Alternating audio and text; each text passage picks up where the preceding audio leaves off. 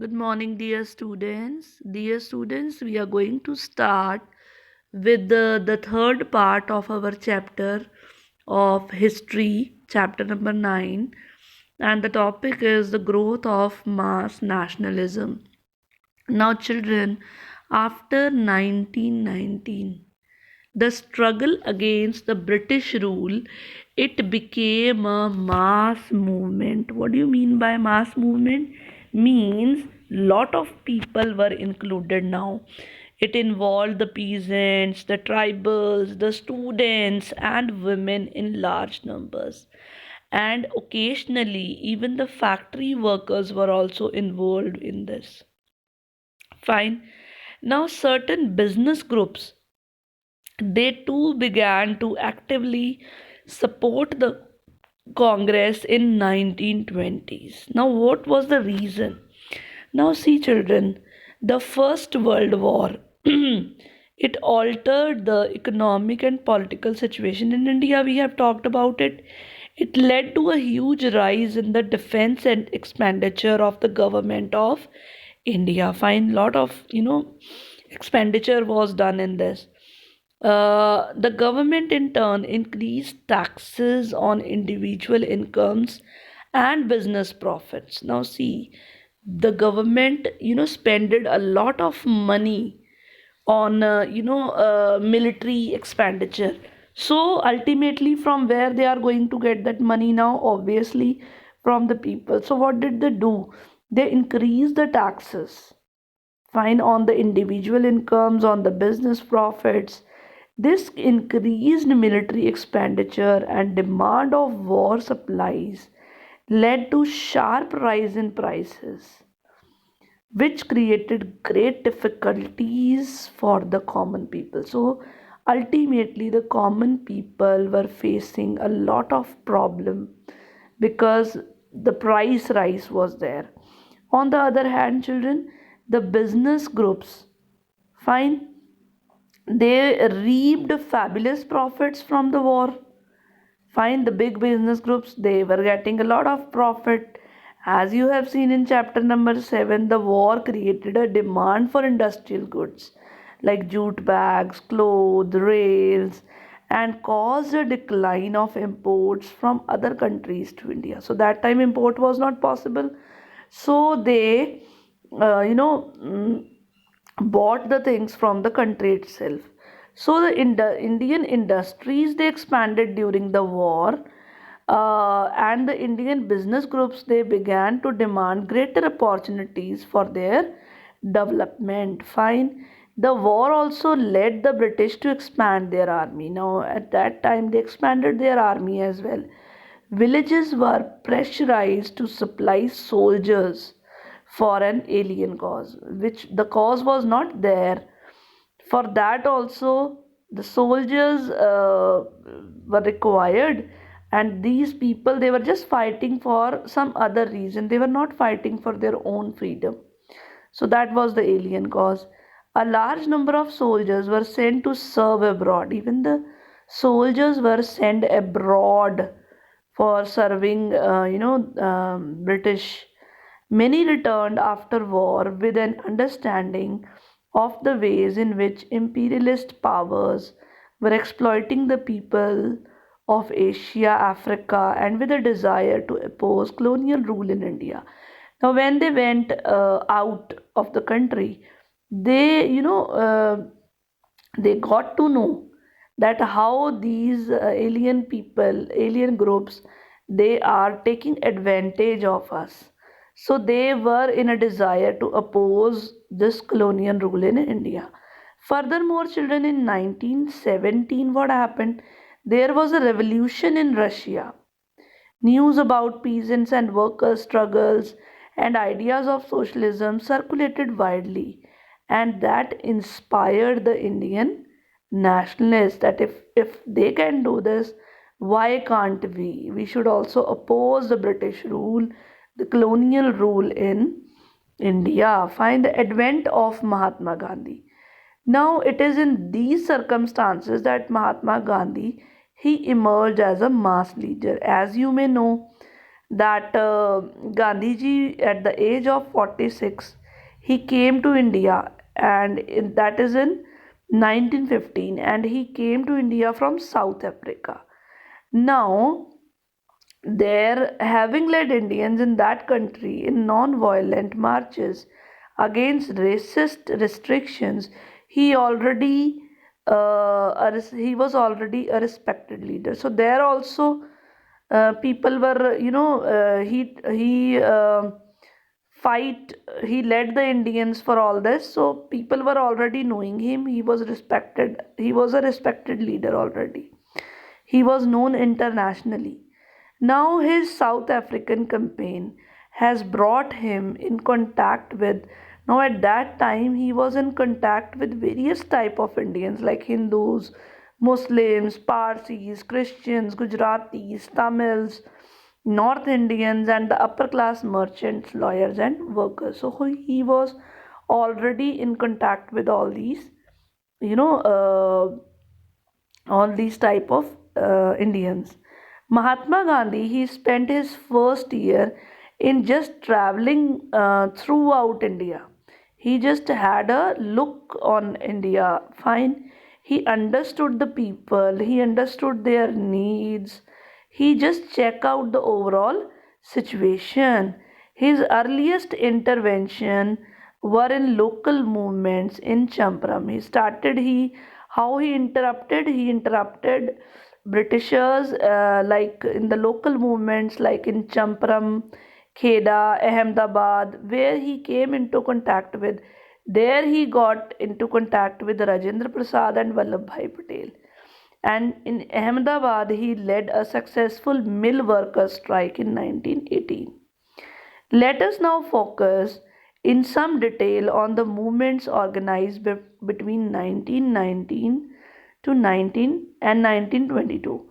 So we will just take a look on what all movements took place between this time period. So first one is, children, the Rowlatt Satyagraha. Fine. In 1919, Gandhiji, he gave a call for a satyagraha against the Rowlatt Act. Now, what was that Rowlatt Act? The British had they just passed it. The act, what was that? It curbed the fundamental rights such as the freedom of expression and strengthened police powers. So this act was, you know, not allowing people to express. They have not the freedom of expression now, and this act was strengthening the police powers. Mahatma Gandhi, Muhammad Ali Jinnah, and others felt that the government had no right to restrict people basic freedom. So they thought that people's basic freedom should not be restricted. They criticized the act as devilish and tyrannical. Fine. So they said this not fine. You are just behaving like a devil. Gandhiji asked the Indian people to observe 6 April 1919, a day of non-violent opposition to this act, and as a day of humiliation and prayer, and Hartal, strike, Satyagraha was set up to launch the movement. So he said that we are going to just oppose this thing. Fine.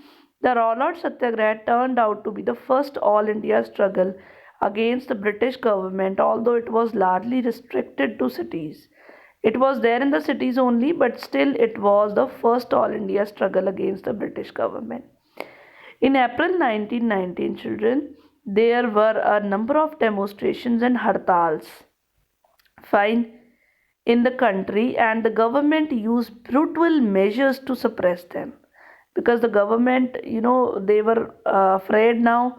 The Jallianwala Bagh atrocities inflicted by General Dyer in Amritsar on Baisakhi Day were a part of this repression.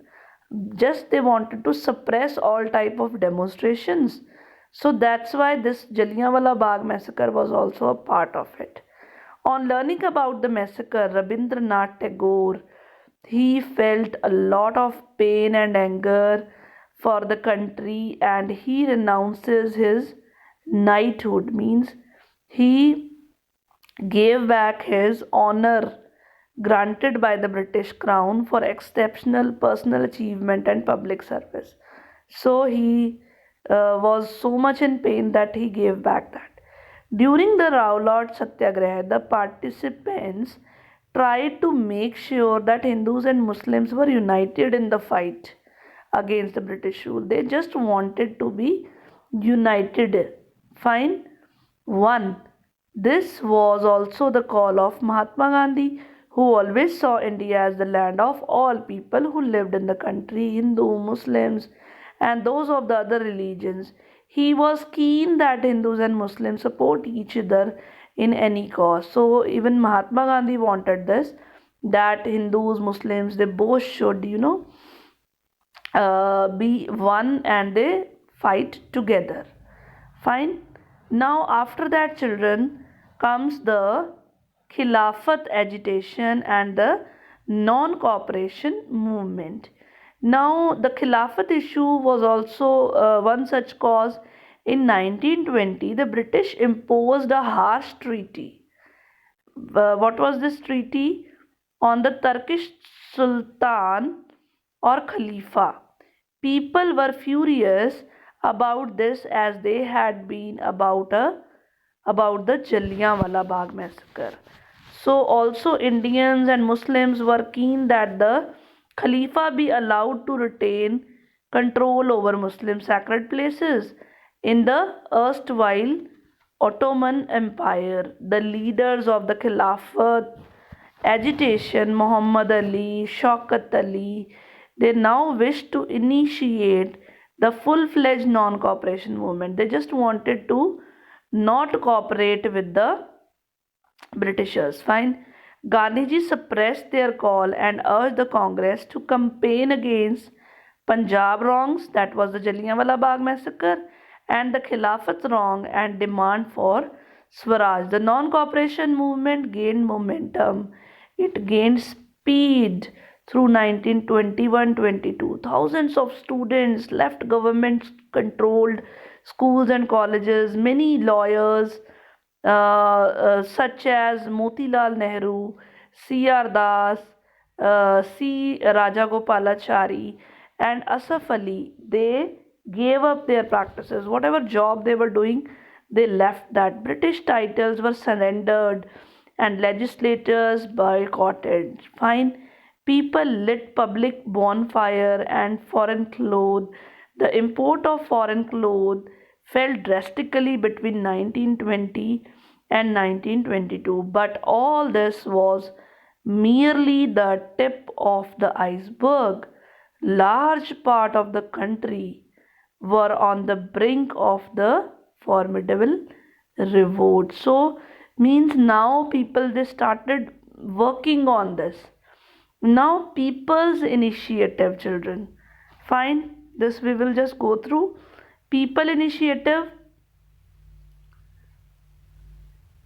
See, in many cases, the peoples they were resisted British rule non-violently. In others, different classes and groups interrupted Gandhiji's call in their own manner, protesting in ways that were not in accordance with his ideals. So some people they were not following what Gandhiji wanted. He was, a worshipper of non-violence, and people were using violence also. In either case, people linked their movements to local grievances. Let us look a few examples. Like in Kheda, Gujarat, Patidar peasants they organized non-violent campaigns against the high land revenue demand of the British. In coastal Andhra and interior Tamil Nadu, liquor shops were picketed. Picketed means people protesting outside a building or shop to prevent others from entering. So they stopped people from entering that.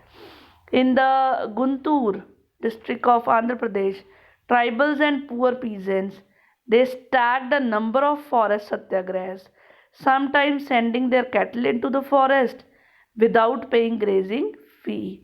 They were protesting because the colonial state has resisted their use of forest resources in various ways. Now, They believed that Gandhiji would get their taxes reduced and have the forest regulations abolished. In many forest villages, peasants proclaimed Swaraj and believed that Gandhi Raj was about to be established. So they were just thinking it. In Sindh, now in Pakistan, Muslim traders and peasants were very enthusiastic about the Khilafat call. And in Bengal too, the Khilafat Non Cooperation Alliance gave enormous communal unity and strength to the national movement. Fine. In Punjab, the Akali agitation of the Sikhs, they sought to remove corrupt Mahants supported by the British from their gurdwaras. Fine, they threw out the Mahants from the gurdwaras. Fine. Then uh, the movement got closely identified with the non-cooperation movement. In Assam, tea garden laborers shouting Gandhi Maharaj ki jai demanded big increase in their wages. They left the British-owned plantations amidst declaration that they were following Gandhiji's wish. Interestingly, the Assamese Vaishnav songs of the period in the reference to Krishna were substituted by Gandhi Raja.